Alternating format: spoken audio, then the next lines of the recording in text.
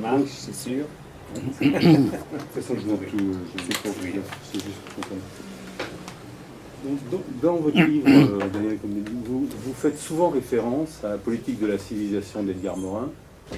Donc je voulais savoir sur quoi. C'était sur quoi? C'était sur la place de l'homme dans la société et l'environnement, un nouveau type de croissance. Et à l'inverse, la question est croisée. Est-ce que vous vous retrouvez dans les pages de Daniel Cohn-Bendit d'Edgar Morin? Bien. Alors, première question. C'est vrai que ce mot de politique de civilisation peut sembler absolument équivoque quand il n'est pas précisé. Alors, je disais que la civilisation occidentale dans laquelle la France est partie prenante, la civilisation occidentale qui a produit des effets positifs innombrables, en même temps que des effets ambivalents, produit des effets négatifs de plus en plus importants. Quelques exemples.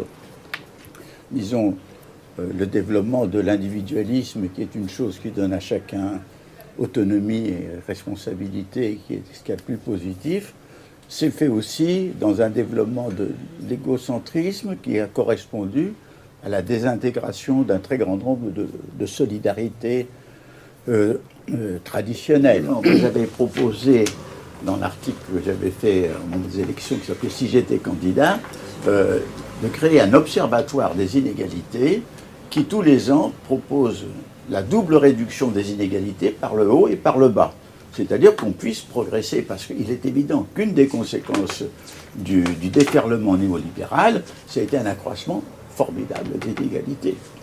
Il est évident qu'il y a, alors c'est peut-être dans notre société aujourd'hui pas un tiers mais 40%, je ne veux pas sociologiquement définir exactement, une partie de la société qui vit très mal, dont c'est très dur. C'est pour ça qu'on propose un revenu d'existence minimum et un revenu maximum. C'est-à-dire que, et c'est le contraire du bouclier fixable, de dire à partir de 20 fois ou 25 fois le revenu minimum, il y a une surtaxation pour la répartition de solidarité. Donc tout ça, on peut le penser. Et j'ajoute que quand on prend le reste du monde, ces petits îlots de prospérité sont secondaires par rapport aux énormes masses de misère nouvelles que crée le développement. De notre point de vue aussi, français et européen, l'idée c'est qu'il faut réformer. C'est-à-dire, par exemple, bon, il y a des mouvements qui ont commencé. Par exemple, l'immigration vers Paris est maintenant moins importante que la sortie de Paris vers la campagne. Mais enfin, ces énormes villes, pollution, stress, rythmes obsessionnels, il faut humaniser les villes, il faut revitaliser les campagnes. Et parmi toutes les propositions de Feghani, évidemment, il y en a beaucoup celles que j'adhère. On pense toujours que d'une manière, renforcer le pouvoir d'achat, le pouvoir, ce que j'appelle le pouvoir de vivre, pour les plus démunis.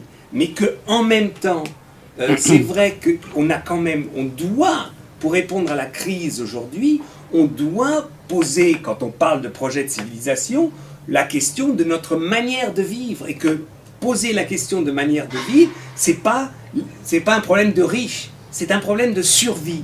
Et tant qu'on n'arrive pas à comprendre qu'une fausse réponse, ça veut dire pas de réponse du tout, ça veut pas dire une fausse réponse économique et sociale, va nous coûter 3 fois plus cher, va frapper les démunis 3 fois plus cher. Et on n'a pas besoin d'être le prince Charles pour dire ça. Il l'a dit il n'y a pas longtemps. Il faut vraiment... non mais c'est vrai, on oublie... Moi je prends le rapport Stern, c'est qu'on fait dans le livre. On oublie que le rapport Stern, bon c'était pas un gauchiste, qui nous dit si on n'arrive pas à réduire le réchauffement climatique, eh bien la crise économique sera 3 fois ce qu'elle est aujourd'hui. Et surtout, disons, cette idée clé, c'est que il faut changer nos vies, et que changer nos vies ne signifie pas nous priver, signifie surtout acquérir des qualités perdues. Moi, je trouve l'idée clé sur laquelle on est lié, c'est que moi, dans ce livre politique de civilisation, l'idée clé, c'est qu'il faut remplacer l'hégémonie du quantitatif par l'hégémonie de la qualité, et des qualités, y compris d'abord la qualité de la vie. Et là aussi, je suis d'accord avec Dany, c'est-à-dire ce problème de la vie, de l'épanouissement de la vie, qui est ignoré des politiques traditionnelles, parce que la politique s'occupe de survivre. Il y a d'un côté ceux qui disent toujours plus, mais autrement, et nous, on dit vivre autrement, travailler autrement, pour justement arriver à une autre dimension de la vie.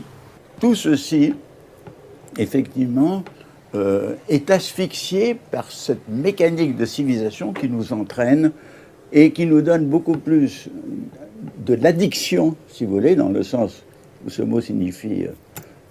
et pourquoi je dis le mot addiction?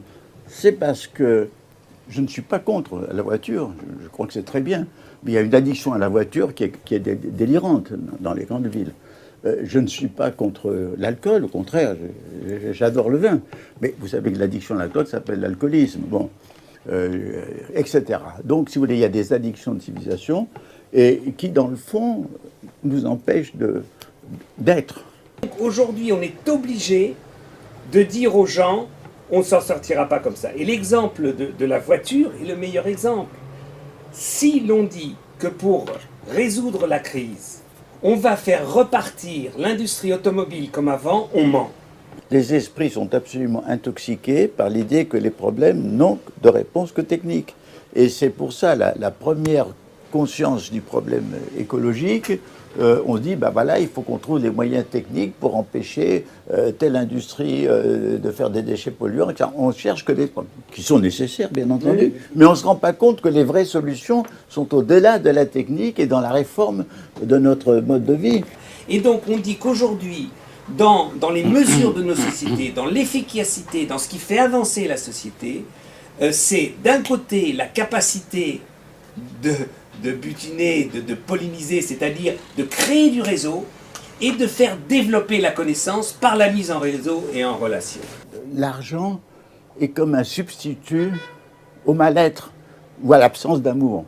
Je pense que c'est ça les problèmes de civilisation. Et c'est pour ça que j'ai eu un malentendu avec le président Sarkozy, parce qu'il a employé ce mot, mais pour lui ça signifiait l'identité, les valeurs, problèmes qui existent, mais qui ne sont pas ce que j'ai voulu traiter. On arrive toujours à ce problème de la réforme de la pensée et de la connaissance. Tant qu'on est dans un système qui ne voit que des solutions que techniques, que d'experts, que économiques, on est myope au problème fondamental et au problème global.